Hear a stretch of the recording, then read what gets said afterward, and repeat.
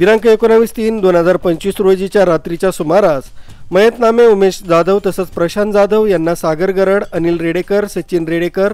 योगेश रोकडे, अविनाश उर्फ सोनू उशेरे यांनी पूर्व वैमनस्यातून त्यांच्या परिसरात स्वतःचे वर्चस्व राहावं म्हणून धारदार शस्त्राने वार करून आंबेडकरवाडी इथं जीवे ठार मारलं होतं। त्यावरून फिर्यादी नामे विनोद धोंडीराम पवार यांनी दिलेल्या तक्रारीवरून उपनगर पोलीस ठाण्यात दुहेरी हत्याकांडाचा गुन्हा दाखल झाला होता। सदरचा गुन्हा तत्काळ उघडकीस आणण्याबाबत संदीप कर्णिक, पोलीस आयुक्त नाशिक शहर यांनी सूचना दिल्या होत्या। त्या अनुषंगाने पोलीस उपायुक्त प्रशांत बच्छाव, सहाय्यक पोलीस आयुक्त संदीप मिटके यांनी गुन्हे शाखेचं पथक तयार करून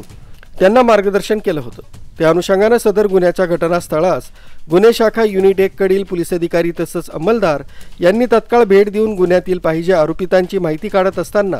पोलीस अंमलदार मिलिंद सिंग परदेशी तसंच पोलीस हवालदार विशाल काठे यांना गुप्त बातमीदाराकडून बातमी मिळाली की सदर गुन्ह्यातील पाहिजे आरोपी सागर गरड व त्याचे साथीदार हे डाळिंब मार्केट, छत्रपती संभाजीनगर रोड, नाशिक इथं येणार आहेत। अशी माहिती मिळाल्यावरून सदरच्या ठिकाणी जाऊन वरिष्ठ पोलीस निरीक्षक मधुकर कड, पोलीस उपनिरीक्षक रवींद्र बागुल, पोलीस हवालदार प्रवीण वाघमारे, प्रदीप मजदे,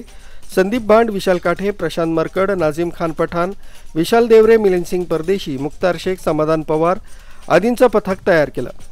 तसंच पथकानं डाळिंब मार्केट, छत्रपती संभाजीनगर रोड, नाशिक इथं सदर आरोपितांचा शोध घेतला असता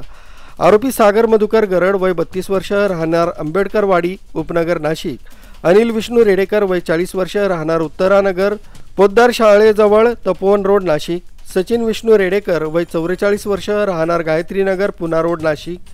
अविनाश उर्फ सोनू नानाजी उशिरे वय 26 वर्ष राहणार सर्वेश्वर चौक नवीन सिडको उत्तमनगर नाशिक, योगेश चंद्रकांत रोकडे वय 30 वर्ष राहणार आंबेडकरवाडी उपनगर नाशिक असे मिळून आल्यानं त्यांना शिताफीनं ताब्यात घेऊन गुन्ह्याबाबत विचारपूस करता त्यांनी गुन्ह्याची कबुली दिली। सदर आरोपितांना पुढील कारवाई कामी उपनगर पोलीस ठाणे यांच्या ताब्यात देण्यात आले।